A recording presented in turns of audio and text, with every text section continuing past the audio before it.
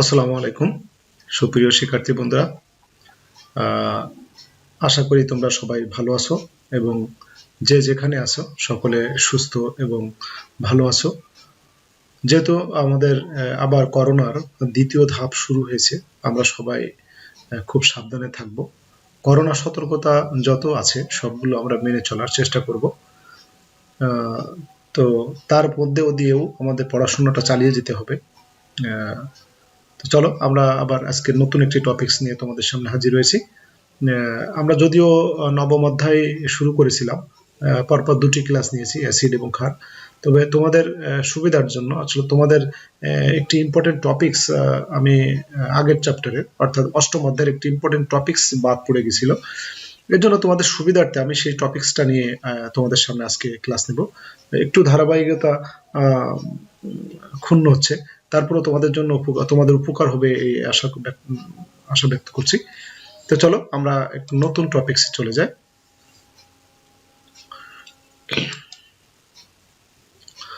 তো সকলকে good morning, বা যেহেতু আমার ক্লাসটি আসলে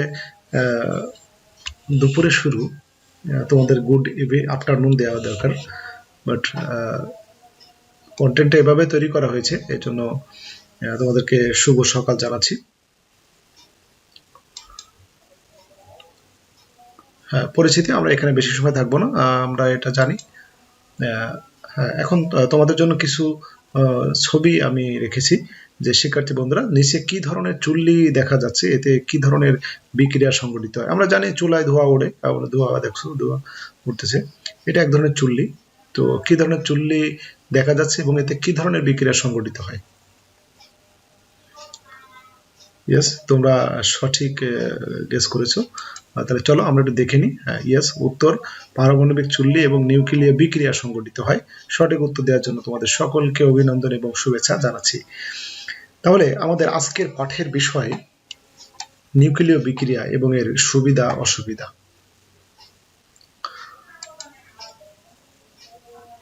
এই পাঠ শেষে তোমরা যা যা শিখতে পারবে, নিউক্লিয় শক্তি সম্পর্কে ধারণা বা জ্ঞান লাভ করতে পারবে, নিউক্লিয় বিক্রিয়া কি তা বলতে পারবে, নিউক্লিয় বিক্রিয়ার প্রকারভেদ আলোচনা করতে পারে, নিউক্লিয় বিক্রিয়ক বা নিউক্লিয় চুল্লি কি তা বর্ণনা করতে পারবে, নিউক্লিয় বিক্রিয়ার সুবিধা অসুবিধা বলতে পারবে, নিউক্লিয় শক্তির ক্ষতি বা প্রভাব সম্পর্কে বা এর শান্তিপূর্ণ ব্যবহার বলতে পারবে।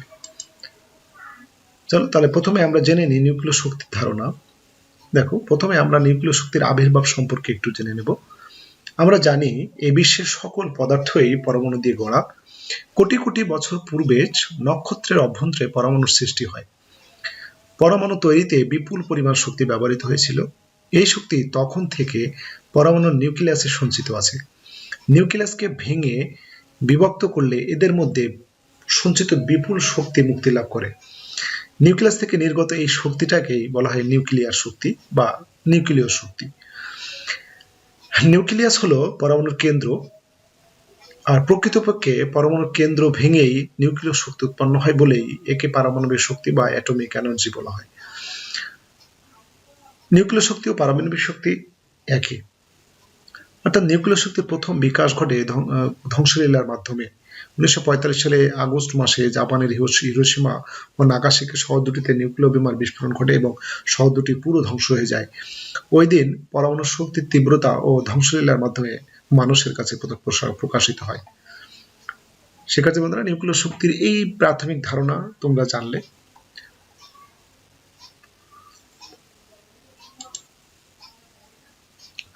এবার আসো নিউক্লিয় বিক্রিয়া কি আমরা একটু জেনে নিই। যে বিক্রিয়ায় কোনো মৌলের নিউক্লিয়াসের পরিবর্তন ঘটে তাকে নিউক্লিয়ার বিক্রিয়া বলে।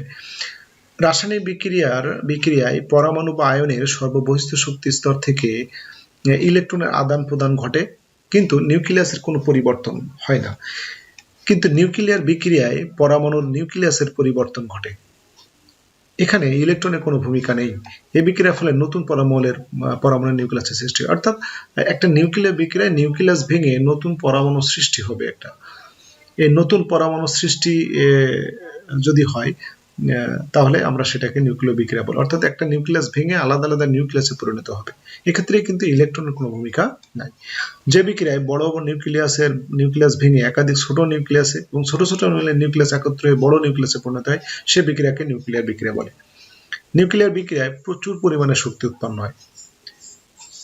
নিউক্লিয় বিক্রিয়া সাধারণত দুই প্রকার হয়ে থাকে, একটা হচ্ছে নিউক্লিয় ফিশন, অপরটা হচ্ছে নিউক্লিয় ফিউশন।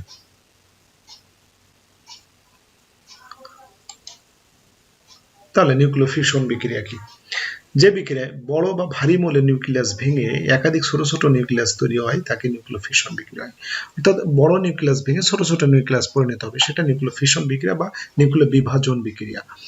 আমরা নিউক্লিয় ফিউশন বিক্রিয়ার পাশে তোমরা একটু বিভাজন বিক্রিয়াটাও কিন্তু লিখতে পারো। এই বিক্রিয়ায় প্রচুর শক্তি উৎপন্ন হয় এবং এর সাথে নিউট্রন উৎপন্ন হয়। এই বিক্রিয়ায় যে প্রচুর শক্তি উৎপন্ন হয় তার উৎপত্তি সম্পর্কে জানতে গিয়ে দেখা গেছে পারমাণবিক কণার আঘাতের ফলে যে নতুন দুটি নিউক্লিয়াস উৎপন্ন হয় তাদের মোট ভর নিউক্লিয়াসের ভরের তুলনায় কিছুটা কম। অর্থাৎ নিউক্লিয়াসের ভাঙনের সময় কিছু ভর খোয়া যায়, মানে নষ্ট হয়ে যায়।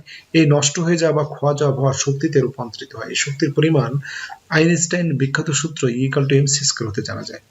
এখানে এম হলো খোয়া যাওয়া ভর এবং সি হলো শূন্যস্থানে আলোর বেগ, যার হচ্ছে 3 লক্ষ কিলোমিটার পার সেকেন্ড। কিন্তু একটি মাত্র নিউক্লিয়াস থেকে যে শক্তি নির্গত হয় তা কিন্তু অতি নগণ্য।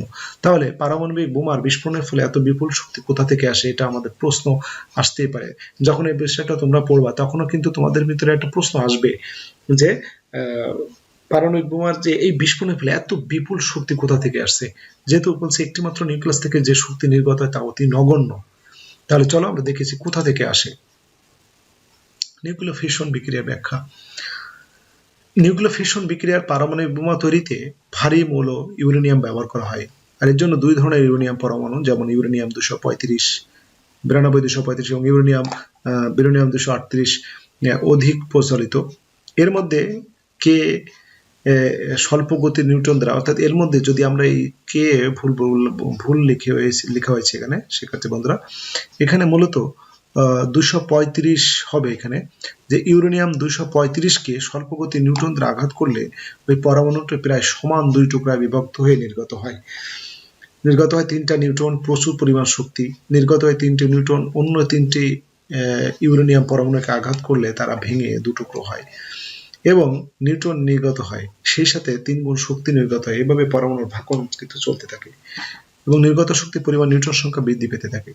অর্থাৎ এই ইউরেনিয়াম 235 কে যদি আমরা নিউট্রন দ্বারা আঘাত করি তাহলে সেটা আরো 3টা নিউট্রন তৈরি হবে, সেক্ষেত্রে আরো প্রায় সমান শক্তি সম্পন্ন দুটি নিউক্লিয়াসে পরিণত হবে। এই নিউট্রন আবার ইউরেনিয়ামকে আঘাত করবে, এভাবে কিন্তু দুই টুকরো ভেঙে ভেঙে অনেক বেশি শক্তি তৈরি হবে। বিক্রিয়া দেখো, ইউরেনিয়াম একে নিউট্রন দ্বারা যদি আঘাত করা হয় তাহলে প্রায় সমান ভর বিশিষ্ট, অর্থাৎ বেরিয়াম এবং ক্রিপ্টন তৈরি হবে নিউট্রন। এখানে তুমি দেখো, এখানে এই যে 92 আর এখানে 0, তাহলে 92 আর 0 দুটো যে মৌল তৈরি হবে তা দুটো মিলে যোগফল 92 হতে হবে। যেমন 56 এবং 36 মিলে 92, আর এখানে 235 আর 1 অর্থাৎ 236, তো এখানে 141 আর 92 এখানে হচ্ছে 133, আর এই 3টা নিউট্রন তাহলে 136 হয়ে যাচ্ছে এবং প্রচুর শক্তি তৈরি হচ্ছে। এই বিক্রিয়ায় এক মোল ইউরেনিয়ামকে যদি নিউট্রন দ্বারা আঘাত করা হয় তাহলে কি পরিমাণ শক্তি তৈরি হয় দেখো, 2 × 10⁻13 জুল শক্তি উৎপন্ন হয়। 2 × 10⁻13 জুল। ঠিক আছে বন্ধুরা, নিশ্চয়ই এই বিষয়টি তোমরা বুঝতে পেরেছো, আর একটু স্টাডি করবে তাহলে বুঝতে পারবে। নিউক্লিয় চেইন বিক্রিয়া, অর্থাৎ এই নিউক্লিয় ফিউশন বিক্রিয়া বা নিউক্লিয় বিভাজন বিক্রিয়াকে আমরা নিউক্লিয় চেইন বিক্রিয়া বলছি। যে বিক্রিয়া একবার শুরু হলে তাকে চালু করার জন্য অতিরিক্ত কোনো শক্তির প্রয়োজন হয় না, তাকে নিউক্লিয় চেইন বিক্রিয়া বলা হয়। অর্থাৎ এই বিক্রিয়াটি কিন্তু নিজেই চলতে থাকে, অর্থাৎ একবার যদি শুরু হয় তাহলে কিন্তু আর এই বিক্রিয়াটি থেমে থাকে না, যত সময় পর্যন্ত একটা ক্ষুদ্র ভরে নিউক্লিয়াস পরিণত না হবে। তাহলে নিউক্লিয় ফিউশন বিক্রিয়া দেখা যায় যে একটি আইসোটোপকে একটি নিউট্রন দ্বারা আঘাত করলে তা ভেঙে একটি বেরিয়াম নিউক্লিয়াস, একটি ক্রিপ্টন নিউক্লিয়াস এবং 3টি নিউট্রন এবং প্রচুর শক্তি উৎপন্ন হয়। এই 3টা নিউট্রনের গতি কমানো সম্ভব হলে বিক্রিয়ার সেগুলোর একটি অংশ আবার অন্য ইউরেনিয়ামকে আঘাত করে ফলে আবার নিউট্রন উৎপন্ন হয়। এইভাবে চলমান বিক্রিয়াকে নিউক্লিয়ার চেইন বিক্রিয়া বলে। এই বিক্রিয়াকে নিয়ন্ত্রণ করা জটিল, কিন্তু নিয়ন্ত্রণ করা না গেলে প্রচন্ড বিস্ফোরণ করতে পারে। আর নিয়ন্ত্রণ যদি আমরা করতে পারি তাহলে পারমাণবিক চুল্লিতে প্রচুর পরিমাণে বিদ্যুৎ উৎপাদন হবে।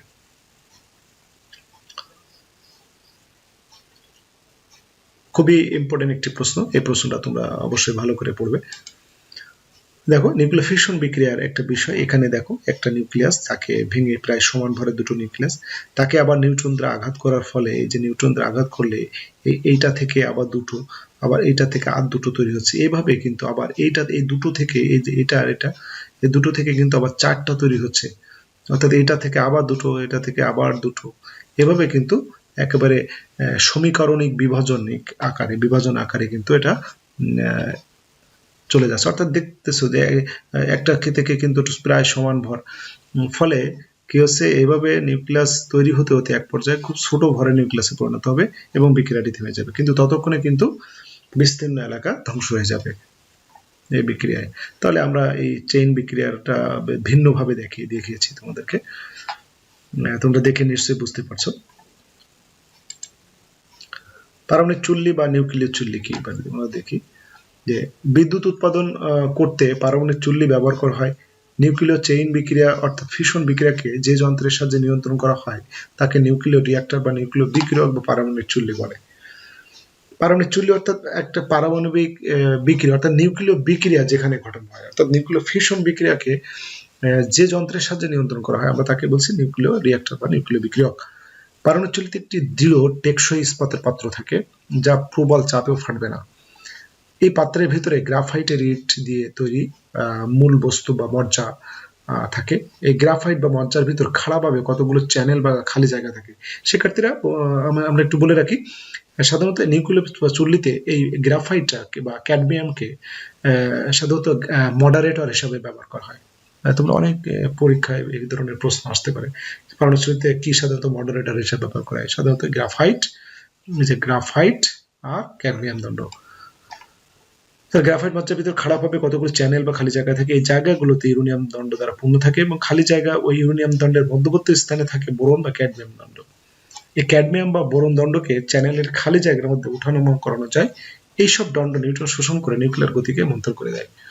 অর্থাৎ এই ক্যাডমিয়াম দণ্ড বা গ্রাফাইট মজ্জা এগুলো কিন্তু মডারেটর হিসেবে, অর্থাৎ এগুলো সাধারণত নিউক্লিয়ার বিক্রিয়ার গতিকে মন্থর করতে ব্যবহার করা হয়। চলো আমরা কিছু নিউক্লিয় চুল্লি দেখো, আমরা আগেও দেখিয়েছি। প্রথমে এই যে নিউক্লিয় চুল্লি আমাদের বাংলাদেশেও তৈরি হচ্ছে, রূপপুরে তৈরি হচ্ছে পারমাণবিক চুল্লি। এটা হচ্ছে পুরো পারমাণবিক চুল্লির গঠন। এখানে সমস্ত নিউক্লিয় বিক্রিয়া হবে। তোমরা দেখছো যে এখান থেকে এই যে চুল্লির মাধ্যমে বিদ্যুৎ উৎপাদন করে এই যে বিদ্যুৎ টাওয়ারে নিয়ে যাচ্ছে এবং এখান থেকে কিন্তু বিস্তীর্ণ অঞ্চলে বিদ্যুৎ ছড়িয়ে দেওয়া সম্ভব হবে। এখানে এই চুল্লির ভিতরে নিউক্লিয় রিঅ্যাক্টর ভিতরে বিদ্যুৎ বিক্রিয়াটি হবে, মানে বিক্রিয়াটি করার ফলে বিদ্যুৎ উৎপাদন হবে এবং প্রচুর বিদ্যুৎ এখান থেকে কিন্তু আমরা সাপ্লাই দিতে পারবো। তো এই যদি রূপপুর পারমাণবিক বিদ্যুৎ কেন্দ্র যদি স্থাপিত হয়, বাংলাদেশে সম্পূর্ণ হয়ে যায়, তাহলে দেখবে যে বাংলাদেশে বিদ্যুতের ঘাটতি অনেকটা লাঘব হবে। নিউক্লিয় বিক্রিয়ার মাধ্যমে আমরা কিভাবে বিদ্যুৎ উৎপাদন করতে পারি? পারমাণবিক চুল্লির সাহায্যে প্রচুর শক্তি উৎপাদন করা যায়। পারমাণবিক চুল্লির ভিতরে ফিউশন বিক্রিয়ার মাধ্যমে যে সকল ক্ষুদ্র মৌল তৈরি হয় সেগুলো উচ্চ গতি সম্পন্ন। এই উচ্চ গতি সম্পন্ন ক্ষুদ্র মৌলগুলো চুল্লির ভিতরে একে অন্যের সাথে এবং দেয়ালে প্রচন্ড জোরে আঘাত করে এবং প্রচুর শক্তি উৎপন্ন হয়। সেক্ষেত্রে ওদের এখানে দেখো পারমাণবিক চুল্লির ভিতরে কি করে, ফিউশন বিক্রিয়ার মাধ্যমে ক্ষুদ্র ক্ষুদ্র মৌল তৈরি হয়, সেগুলো উচ্চ গতি সম্পন্ন হবে এবং এটি আবার চুল্লির ভিতরে একে অন্যের সাথে বা প্রচন্ড দেয়ালে প্রচন্ড আঘাত করে সেখান থেকে প্রচুর শক্তি নির্গত হয়। এই তাপ চুল্লি থেকে বের করে নিয়ে এসে বাষ্প উৎপাদন প্রকোষ্ঠে চালনা করে বাষ্প উৎপাদন করা হয়। এই বাষ্পের সাহায্যে বিদ্যুৎ উৎপাদনের টারবাইন চালনা করা হয়, ফলে বিদ্যুৎ উৎপন্ন হয়। এবং কোনো কোনো ক্ষেত্রে পারমাণবিক চুল্লির ভিতরেই বাষ্প উৎপাদনের ব্যবস্থা থাকে। পৃথিবীর অনেক দেশে পারমাণবিক চুল্লির সাহায্যে বিদ্যুৎ উৎপাদন করা হচ্ছে। বাংলাদেশ সরকার পাবনা জেলার রূপপুরে পারমাণবিক বিদ্যুৎ উৎপাদনের সকল প্রস্তুতি গ্রহণ করেছে। প্রকল্পটি বাস্তবায়ন হলে বাংলাদেশ স্বয়ংসম্পূর্ণ হবে এবং অদূর ভবিষ্যতে বাংলাদেশের সব এলাকায় বিদ্যুৎ সরবরাহ সম্ভব হবে। আমরা এটাকে, এই যে নিউক্লিয় বিক্রিয়ার মাধ্যমে মানুষের যে পজিটিভ যে মনোভাব সেটা কাজে লাগাতে হবে। আমরা এটার মাধ্যমে কোনো ধ্বংসযোগ্য কাজে যদি আমরা ইনভলভ হয়ে যাই তাহলে সেটা আসলে ক্ষতির কারণ হয়ে দাঁড়াবে। নিউক্লিয় আমরা ফিউশন বিক্রিয়ার সমস্ত বিষয়গুলো কিন্তু জানছি। অর্থাৎ আমরা দেখলাম এই নিউক্লিয় বিক্রিয়ার মধ্যে নিউক্লিয় ফিউশন বিক্রিয়ার কার্যক্রম কিন্তু সবচেয়ে বেশি। নিউক্লিয় ফিউশন দেখো, নিউক্লিয় বিক্রিয়ায় যে নিউক্লিয় বিক্রিয়ায় ছোট ছোট নিউক্লিয়াস সময় একত্রিত হয়ে বড় নিউক্লিয়াস গঠন করে তাকে নিউক্লিয় ফিউশন বলে। যেমন দেখো এখানে ডিউটেরিয়াম ব্যবহৃত হয়েছে, হাইড্রোজেনের একটি আইসোটোপ, এখানে হাইড্রোজেন আরেকটা আইসোটোপ ট্রিটিয়াম। তাহলে ডিউটেরিয়াম এবং ট্রিটিয়াম মিলে একটা তার থেকে একটু বড় নিউক্লিয়াস তৈরি হয়েছে হিলিয়াম, তার থেকে একটা নিউট্রন বের হয়েছে। অর্থাৎ এক্ষেত্রে কিন্তু একই বিষয়। এখানে দেখো এই হাইড্রোজেন হাইড্রোজেন মিলে, হাইড্রোজেন 1 আর 1 মিলে 2, এখানে 2 আর 3 2 5, সেখানে হয়েছে 4, হিলিয়ামের 4 এবং একটা নিউট্রন নির্গত হয়েছে। তাহলে 4 আর 1 5, 3 2 5। এই বিক্রিয়া সাধারণত আমরা কি করি, হাইড্রোজেন বোমা তৈরি করি। আর আগে যে নিউক্লিয় ফিশন বিক্রিয়া করলাম সেই বিক্রিয়ার মাধ্যমে আমরা কি করি, পারমাণবিক বোমা তৈরি করি। বাস আমরা ফিশন বিক্রিয়ার একটা বিষয় দেখলাম যে দেখো এই হাইড্রোজেন অর্থাৎ ডিউটেরিয়াম আর এই যে ট্রিটিয়াম, এই সবগুলো মিলে কিন্তু কি তৈরি হচ্ছে, হিলিয়াম তৈরি হচ্ছে, যে 4 হিলিয়াম 4 ভর, এই যে 4 ভর তৈরি হচ্ছে এবং সাথে সাথে 3.5 মেগা ইলেকট্রোভোল্ট 3.5 মেগা ইলেকট্রোভোল্ট কিন্তু শক্তি উৎপন্ন হয়েছে এবং তার সাথে একটা নিউট্রন প্লাস 14.1 ইলেকট্রোভোল্ট। তাহলে এখানে দেখ প্রচুর পরিমাণ শক্তি এখানেও কিন্তু মোটামুটি পাওয়া যাবে, অর্থাৎ কিন্তু নিউক্লিয় ফিশন বিক্রিয়ার মতো বেশি না, মোটামুটি শক্তি আমরা পাবো এখান থেকে। তাহলে নিউক্লিয় শক্তির সুবিধা এবং অসুবিধা কি? দেখো সুবিধা হচ্ছে এই শক্তির সাহায্যে কম ব্যয়ে বিদ্যুৎ উৎপাদন করা যায়, স্বল্প জ্বালানি ব্যয়ে বেশি বিদ্যুৎ উৎপাদন করা যায়, অন্যান্য শক্তির উৎস ফুরিয়ে গেলেও পারমাণবিক শক্তির উৎস নিঃশেষিত হওয়ার সম্ভাবনা কম। সুবিধা আছে, কিন্তু অসুবিধা, পারমাণবিক শক্তি প্রকল্প তৈরিতে অনেক বেশি সময় লাগে, জ্বালানিকে ব্যবহার উপযোগী করে তোলা বেশ ব্যয় সাপেক্ষ, অত্যন্ত উচ্চমানের রক্ষণাবেক্ষণ ব্যবস্থা প্রয়োজন এবং যান্ত্রিক ত্রুটির ফলে এতে মারাত্মক পরিবেশ দূষণ হতে পারে। নিউক্লিয় শক্তির ক্ষতিকার দিক এবং এর শান্তিপূর্ণ ব্যবহার। তো প্রথমে আমরা দেখি এর ক্ষতিকার দিক কি হতে পারে। নিউক্লিয় বিক্রিয়ায় পরমাণু ভাঙার সময় বিভিন্ন পারমাণবিক কণিকা যেমন ইলেকট্রন, নিউট্রন, গামা রশ্মি নির্গত হয়। এই গামা রশ্মি মানুষের দেহে পড়লে দেহ পুড়ে যেতে পারে, জ্বর, বমি ভাব, অকালে চুল পড়ে যেতে পারে, ক্যান্সার হতে পারে এবং টিউমার হতে পারে, এমনকি মাত্রাতিরিক্ত প্রভাবে মানুষের মৃত্যু পর্যন্ত কিন্তু ঘটতে পারে। এরপরে আমরা দেখি পারমাণবিক প্রকল্পে যদি কোনো দুর্ঘটনা ঘটে তাহলে বহু লোক প্রাণ হারাতে পারে। মার্কিন যুক্তরাষ্ট্রের 3 মাইল আইল্যান্ড এবং সাবেক সোভিয়েত রাশিয়া চেরনোবিল পারমাণবিক শক্তি কেন্দ্রের এই দুর্ঘটনা কিন্তু প্রকষ্ট উদাহরণ, প্রচুর লোক মারা গেছিল এখানে। তাছাড়া দ্বিতীয় বিশ্বযুদ্ধে জাপানের হিরোশিমা নাগাসাকি শহরে পারমাণবিক বোমা ধ্বংসযোগ্য বিশ্ববাসী জানা। পারমাণবিক শক্তি কেন্দ্রে দুর্ঘটনার ফলে বায়ুমণ্ডলে তেজস্ক্রিয় পদার্থ কিন্তু ছড়িয়ে পড়বে এবং তার আশেপাশে ছড়িয়ে পড়ে এটা, এবং এটা মাটির সাথে মিশে যেতে পারে তেজস্ক্রিয় পদার্থ, তাহলে খাদ্যের সাথে আমরা এটা গ্রহণ করতে পারি, মানুষের দেহের কিন্তু মারাত্মক ক্ষতি হতে পারে।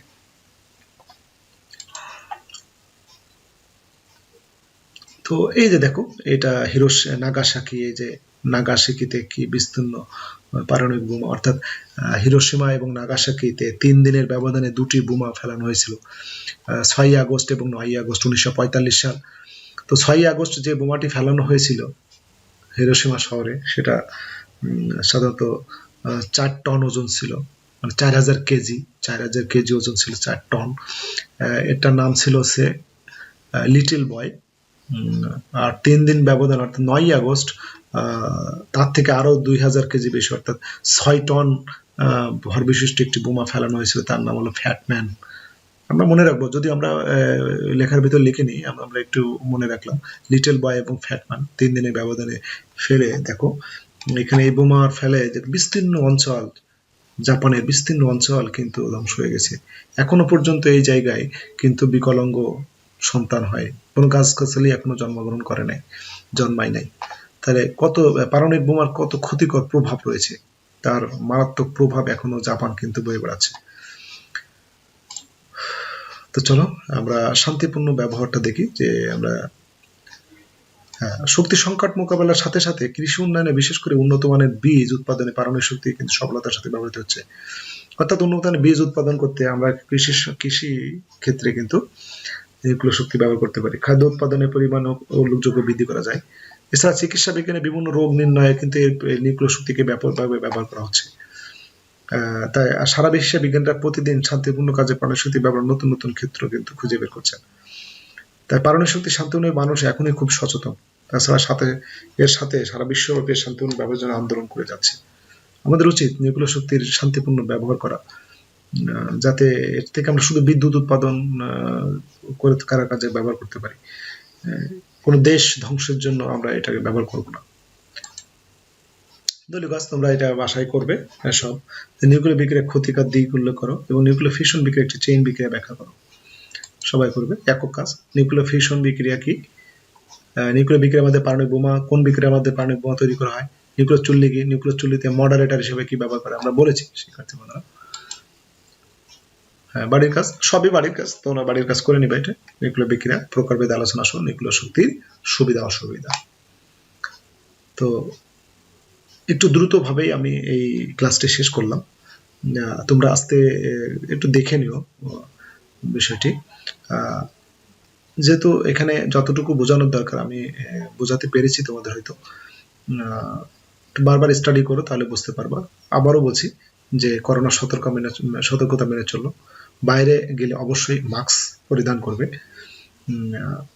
এবং বাইরে থেকে এসে অবশ্যই 20 মিনিট পর পর হাত ধুয়ে নিজেকে পরিষ্কার রাখো, পরিবারকে সুস্থ রাখো।